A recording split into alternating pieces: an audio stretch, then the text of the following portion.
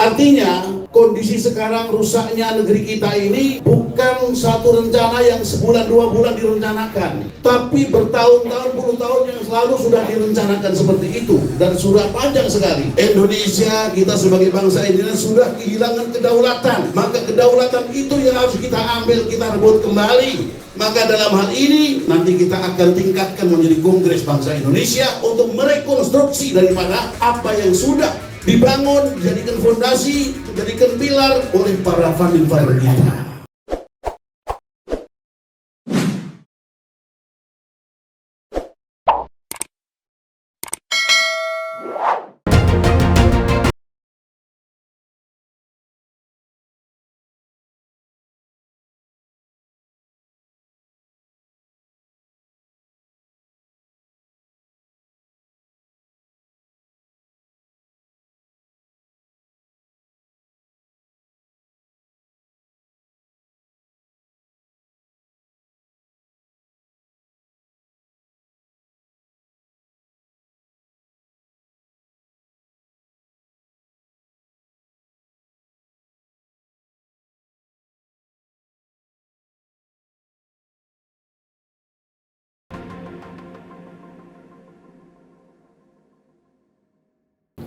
Assalamualaikum warahmatullahi wabarakatuh. Waalaikumsalam warahmatullahi wabarakatuh. Salam sejahtera untuk kita semuanya. Saya gembira pada siang hari ini bisa menghadiri acara yang digagas oleh Bang Ferry dan teman-teman,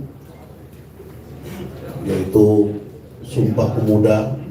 Sumpah Pemuda ini adalah sebuah sejarah yang tidak akan pernah kita lupakan, sebuah proses bangsa untuk berbaiat menjadi bangsa Indonesia, bahwa Indonesia tanah air ini adalah milik kita yang ada di sini, begitu kira-kira. Memang ada beberapa yang menjadi catatan, dan ini mungkin ada korelasinya nanti dengan apa yang terjadi sekarang.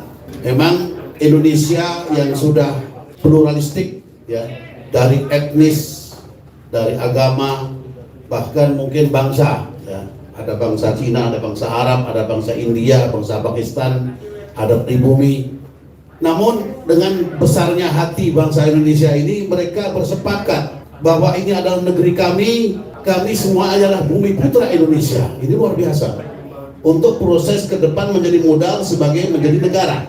Tapi memang ada satu kasus yang mungkin menjadi catatan juga bagi kita. Ini tidak menjernalisir, tapi bisa kasus per kasus. Di antara penghuni rumah Indonesia ini, semua mengatakan kami adalah pemilik rumah ini, pemilik Indonesia, dan kami adalah bumi putra Indonesia. Tapi ada beberapa yang mengatakan saya tetap akan menjadi tamu, tetap akan tinggal di sini, tidak mau dia.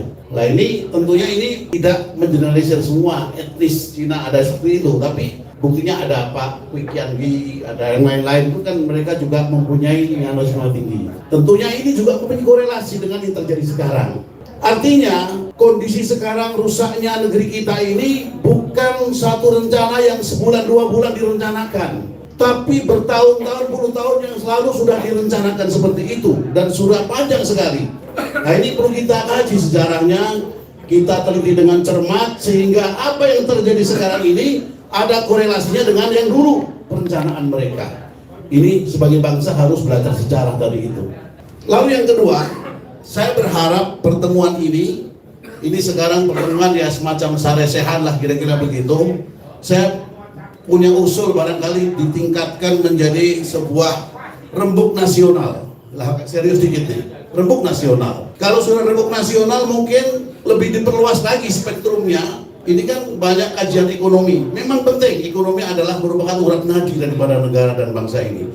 Tapi ada hal-hal lain seperti masalah hukum, masalah lain. Saya kira ini perlu masalah agraria dan sebagainya. Ini sudah mulai harus diikutkan. Kenapa?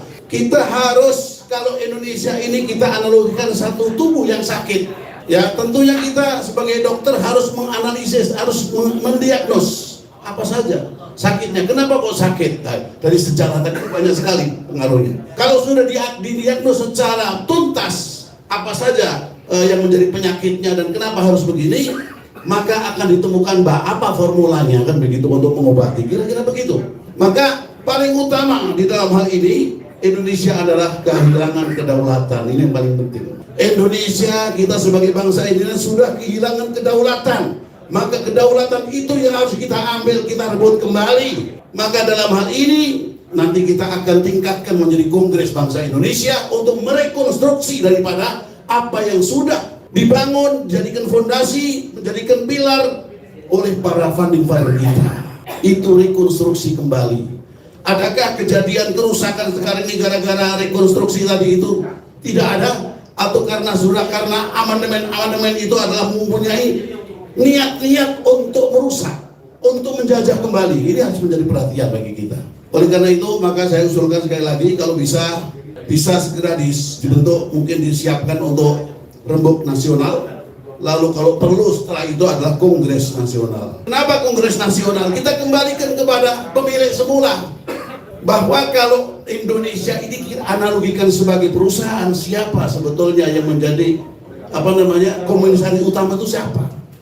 Yang menjadi komisaris utama yang adalah masyarakat itu sendiri, yang mereka ada di bawah masyarakat adat. Ada Kesultanan Nusantara yang pada waktu itu Soekarno tidak bisa mendirikan negara kalau tidak didukung oleh para sultan-sultan yang punya kedaulatan.